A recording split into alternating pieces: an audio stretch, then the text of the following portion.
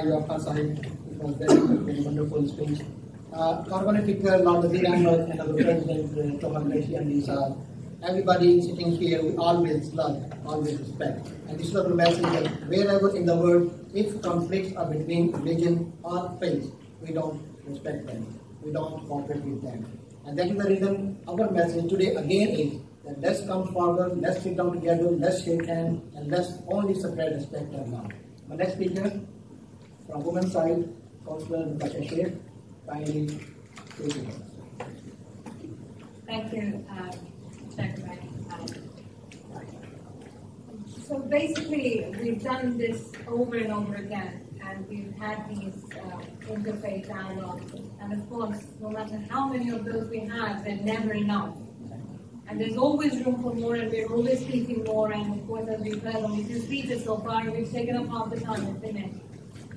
We can talk on this for hours, but my thing today would be, where are we going from here? Are we going to carry on with our dialogues? Are we going to carry on with our conferences and talks?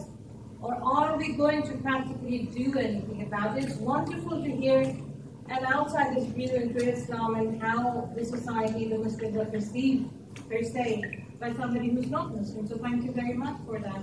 It's an insight for us. Because we can sit here, within Islam we have sects, yes, there is no denying that. Within Islam and the Muslim communities we have sects, we have our differences in the sects as well.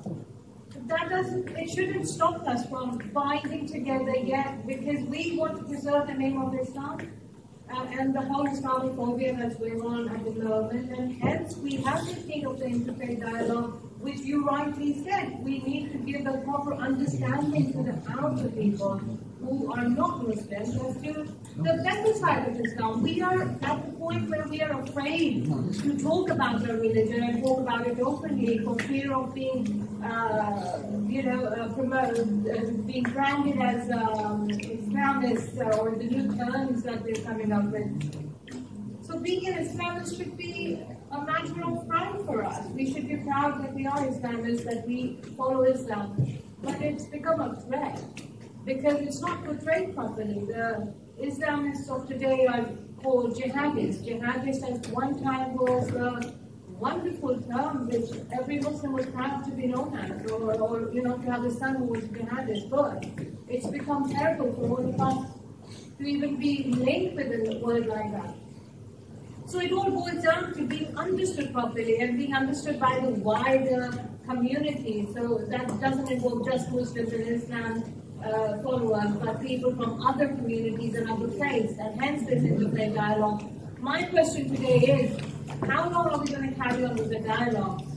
Wonderful as they are. We need to practically look for solutions, and these solutions will, trust me, come from within us, from within our community.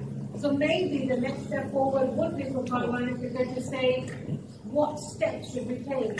Please, people, I would request you all, think about it now as you're sitting over here and come up with a suggestion each. Maybe we could do this, and maybe out of 1,001 we could pick one, and maybe out of the 2-point-something million of Muslims that we are over here at the moment, maybe we could come up with 100 that we could follow through on and work on. So that is all I have to say today. Thank you very much to my guests as well who have joined me. I want to put that in because they have come from a long way. But yes, please think about some practical steps which we should now be embarking on. Conversations, yes. Words, yes. But practical steps. Thank you very much. Councillor Natasha, thank you very much. She is really a good councillor as well, and very well known activist, and she is talking to us about women in Karwan.